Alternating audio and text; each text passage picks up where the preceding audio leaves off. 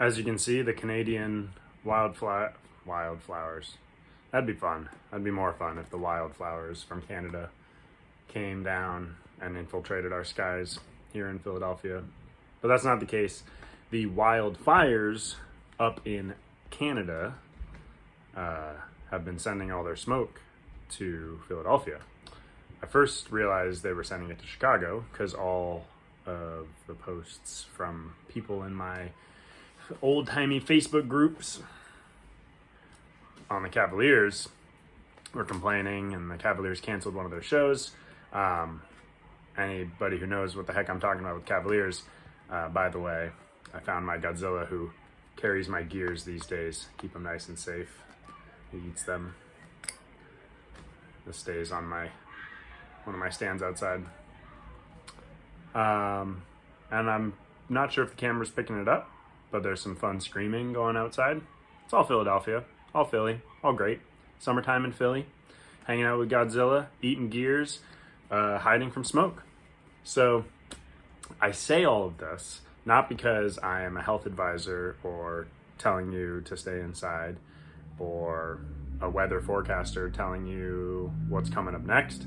I tell you this because I wanted to go play some drum set, but my drums are in a different part of the city, and I'd have to ride my bike or walk or pay for an Uber or something to get down there, which normally I ride or walk, but I don't feel like inhaling all of the smoke right now. I've done it before. I did it the last time a couple weeks ago. I rode my bike when it was like really bad, and that wasn't fun.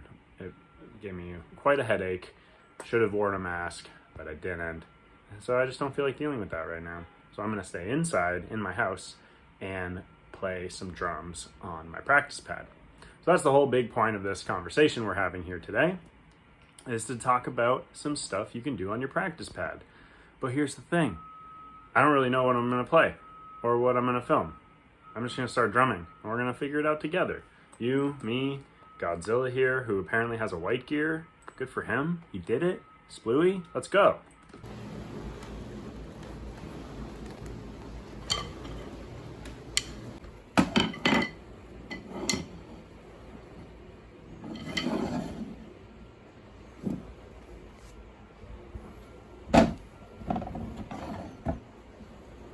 Stay.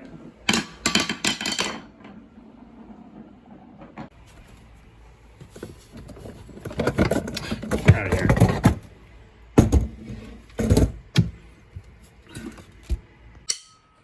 Drum's not in the frame.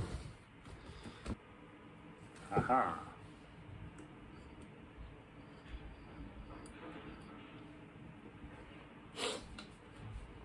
It's a little tall. Side note, while my drum is this tall, anybody go watch old DCI videos when the most important thing was uniformity, and instead of letting drummers play at their natural comfortable height, the staffs and any old heads out there who were on these staffs or marched these drum lines, please enlighten me. Because I remember it being an issue when I was in high school too, being really tall, be like, well, I have to have a super low drum, and then the person next to me who's 5'5" has to have this freaking drum up to here,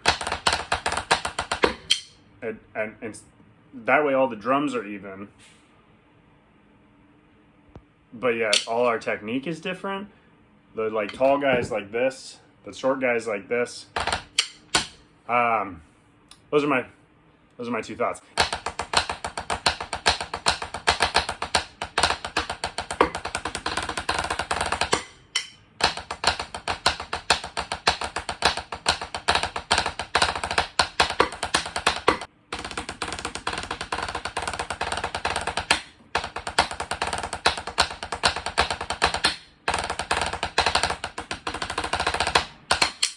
I think it's really important to improvise on your drum pad. Everybody always wants to learn all the licks, I always have students like, oh, look, the blah blah blah snare feature I learned. Oh, let's work on this show beat. Let's learn this solo. Let's learn this. All very specific things, but it's drumming. when did we lose sight that it's just a drum, right? Oh. When you're on a drum set, you don't necessarily read and play exactly what's on the page. You jam.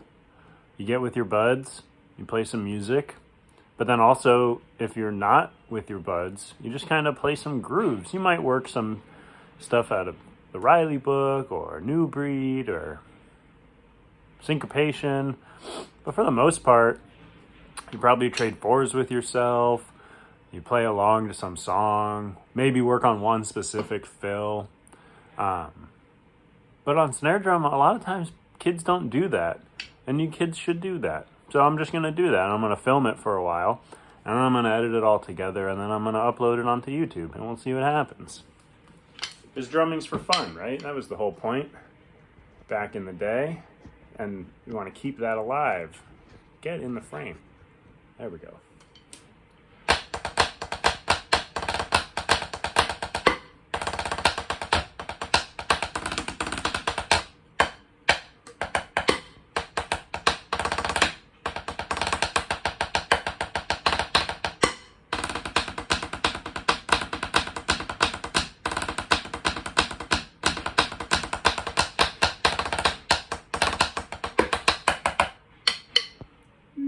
No, that was not good.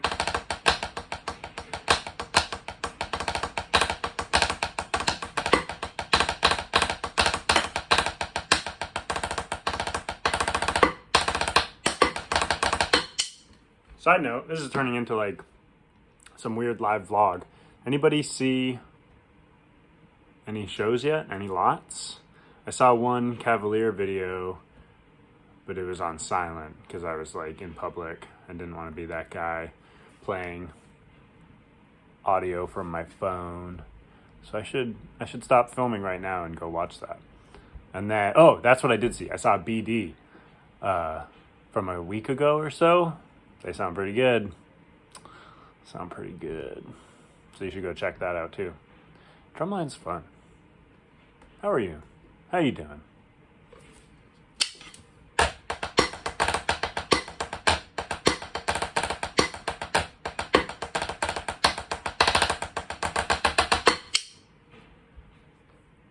Speaking of drumline being fun, how many of you were at Dayton this year? Performing or just watching? I went this year for the first time in 13 years? 12 years? 12 years. Crazy. So fun.